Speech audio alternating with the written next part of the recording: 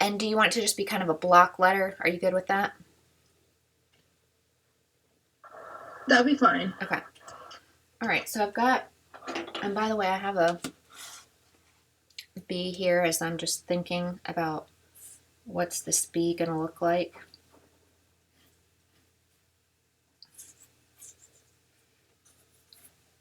So I'm not going to add any of the flourishes. I'm just going to kind of cut it off right here.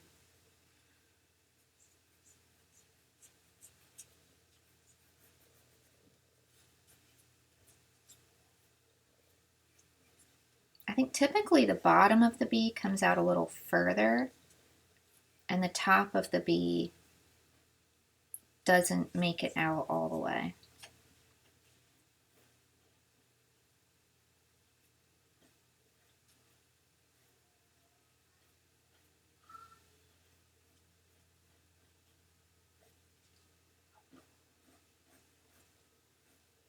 That's not too bad. The thing that could make this look bad, I think, is if I was really inconsistent with these widths. You know, like say I did this really thick, I did this too thin. So I would say something that would probably be good to think about as you do something like a B is, that the thickness is somewhat consistent. So.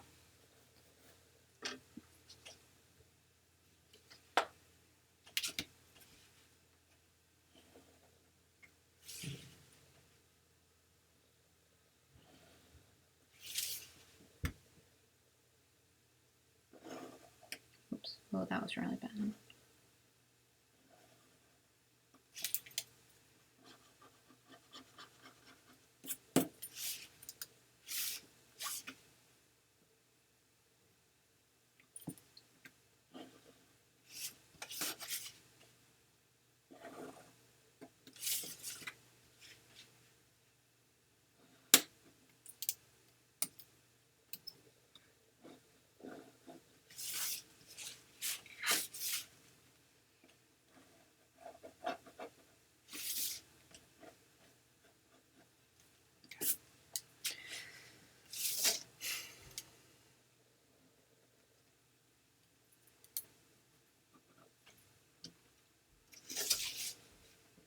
I'm going to draw this kind of as large as I can, so you guys get a little more detail.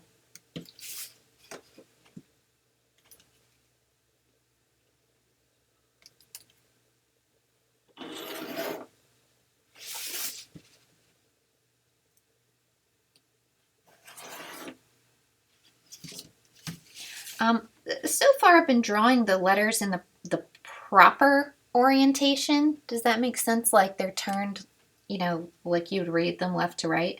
But if you draw them backwards, that's fine. Or if you want to draw them sideways, you can do that, or draw it laying down. I'm happy to demonstrate that.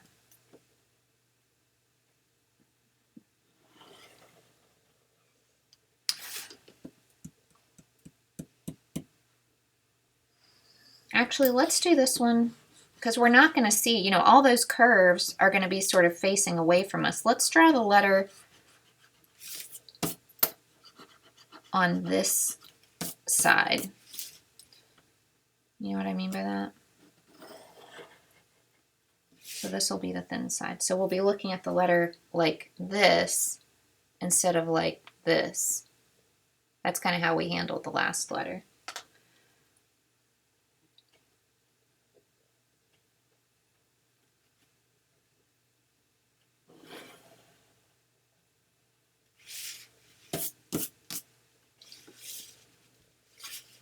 You got to draw the box as if it's see-through. So we got to draw the back sides of the box. After the last demo, you should know why. We need that information.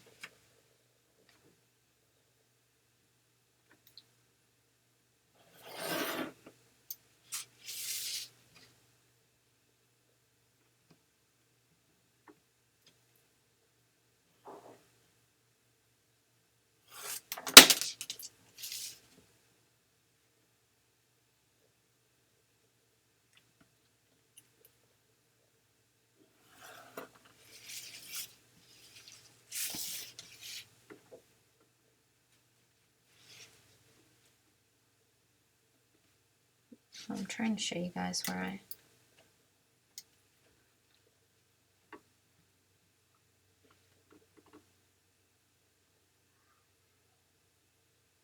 So this time my angles, you know, my lines are not intersecting perfectly with each other. So, you know, I could go back and see if I got something wrong, you know, maybe one of the lines will look like it's off. They don't though.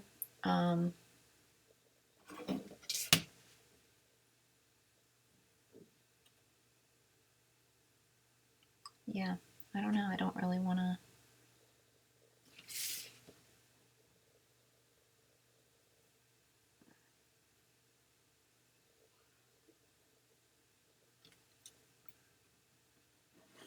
I don't know that I can really fix that. So I'll just kind of average the two. Go a little to the left of one X, a little to the right of the other. You know, something like that. If your lines don't match up perfectly. So now I'm going to draw the X. I really do think it's nice to draw these with another color. Let me see if I have another color here so things stay a little clearer.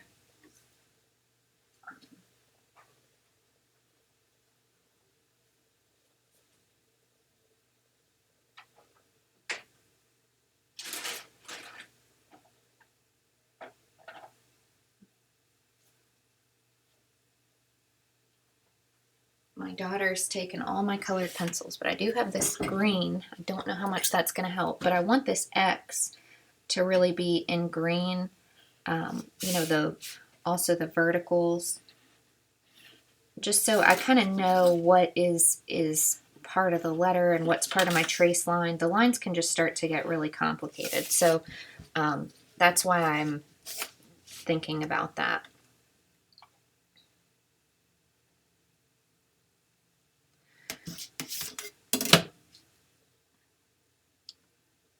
So I'm going to kind of lightly draw it, but if it's too light, you guys have to let me know.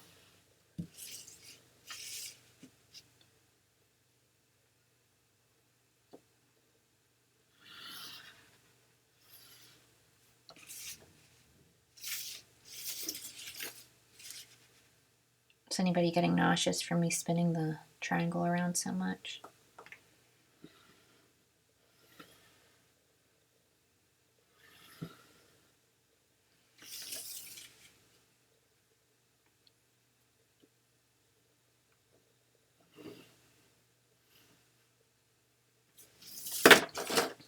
Okay, so with that being drawn, I can start to trace out my letter B.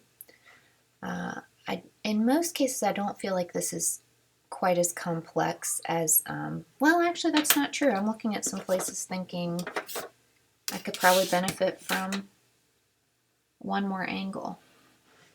You guys see that? Yeah. Like there's just a lot going on there.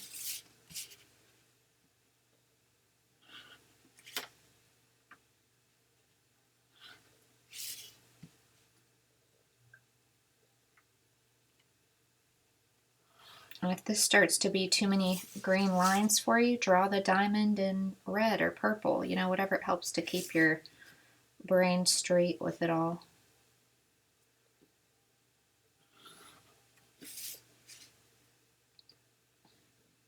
I think drawing bigger, you know, at least when you're practicing, is going to be a lot easier than drawing smaller.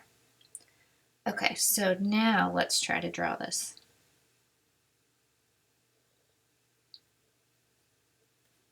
And I'm going to try to show you guys where I'm at as I do this. So starting with this point and heading down here.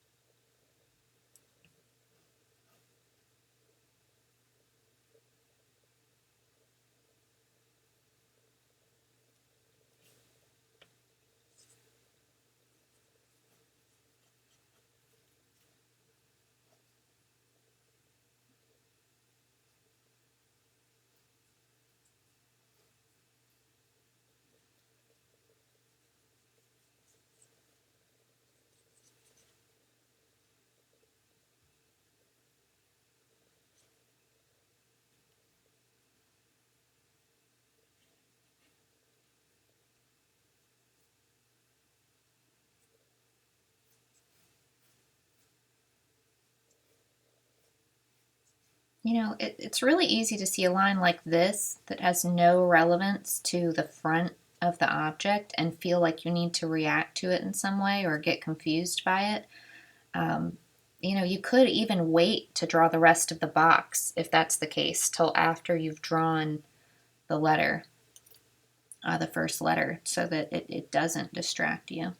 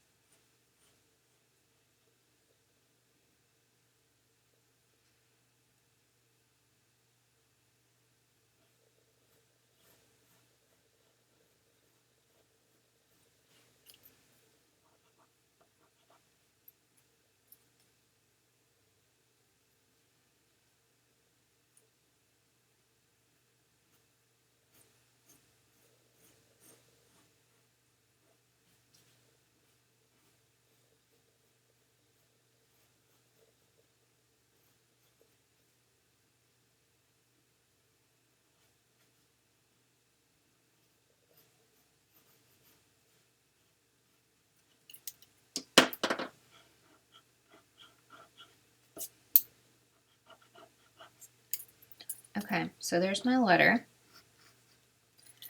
And now I want to project it onto the back side of the box.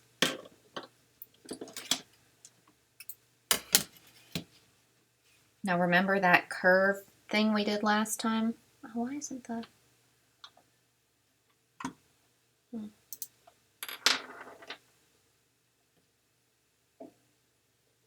Has that recording thing been there the whole time? Yes. So. Oh, there it. Oh, geez, that's so annoying. Sorry. I didn't know I could move it, or I would have moved it. I thought it was going to disappear. Now it's gone. What's that all about? Okay, so the point down here. I'm not loving that. We'll hold on to this vanishing point, slide up.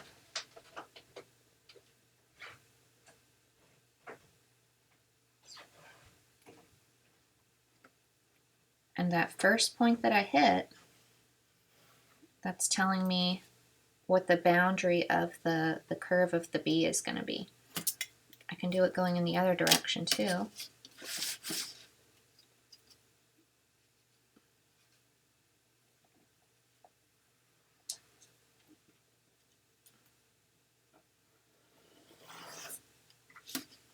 And so I know that is the curve of the B, where this point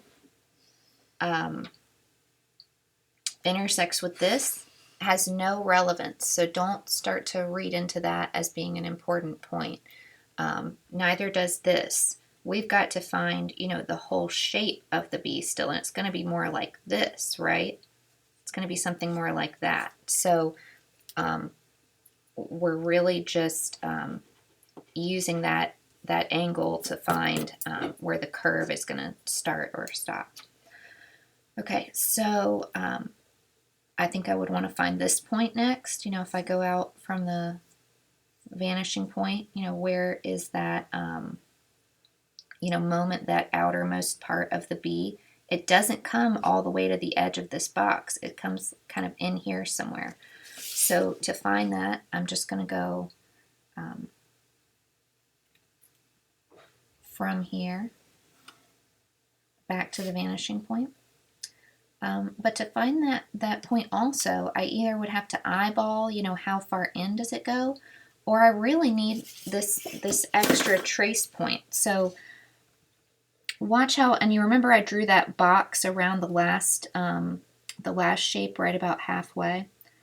Well, this is kind of similar to that. Imagine this being a ribbon that goes out around the box, heads down to the vanishing point, and then turns on the back side to go back in. Do you see where those points intersect? That is where this would be on the back side of the box. So that's a little trickier point to find. Where does this point go? And I moved it a little bit. You know, how do you find this point on the back of the box? Kind of the same way. You can go from the vanishing point out, then back on this side of the box, and then head back towards the other vanishing point on the back side of the box. And then the last thing you need is, where does this point intersect with that line?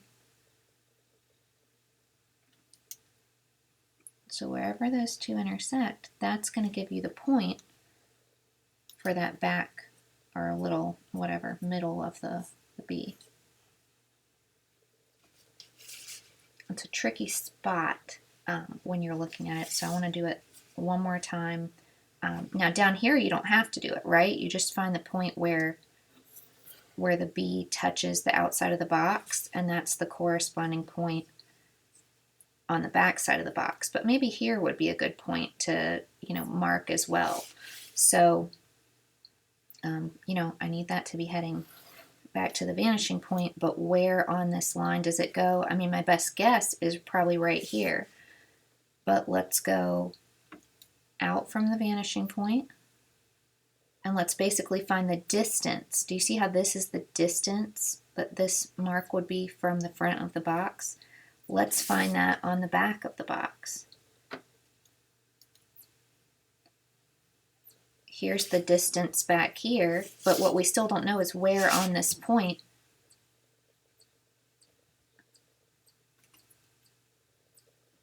and here it is, right there is where that line would intersect.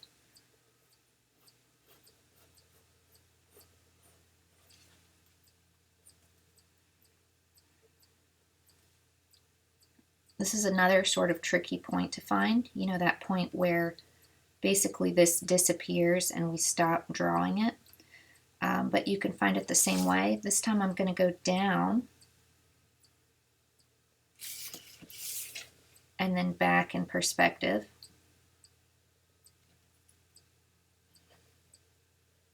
And then when I go back up, this would be that point where I see it curve and basically kind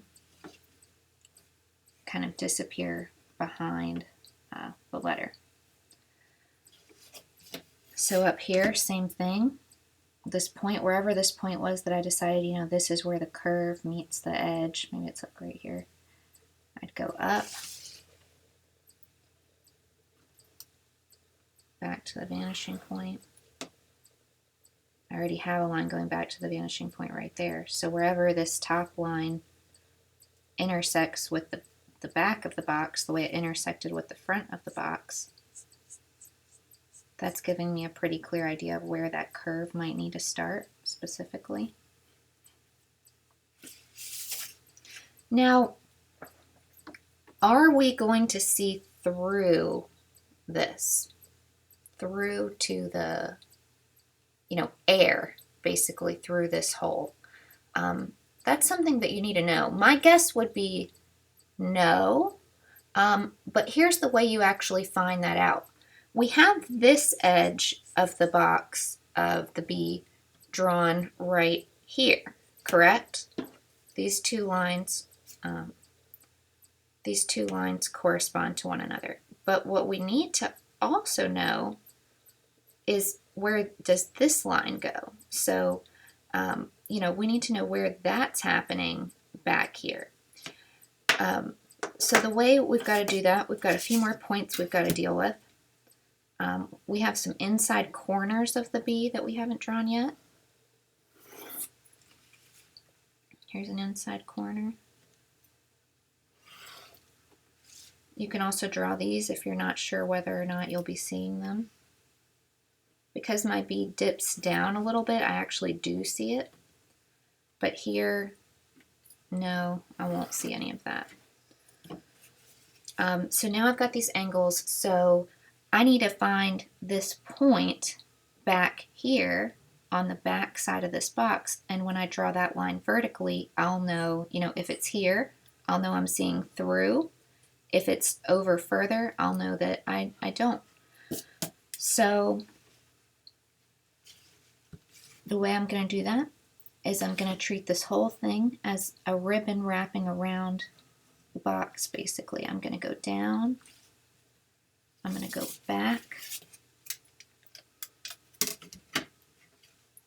toward the vanishing point. So, you're looking at the floor, right? Just imagine if this is the distance here, look at the back side. We're basically looking for what's that point over here. Go back till I hit the back of the box. And then I'll head up vertically. I'm just going to make sure that's a straight line.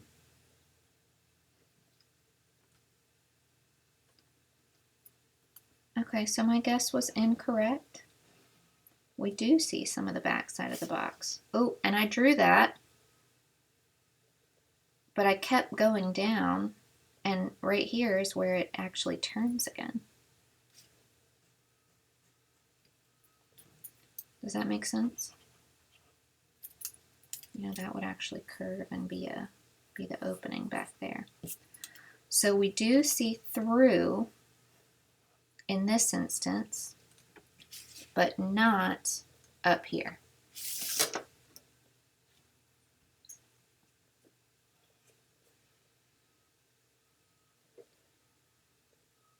You guys are so quiet, I'm like a little bit scared. A lot to remember. Yeah, well, and it's recorded. All this is recorded.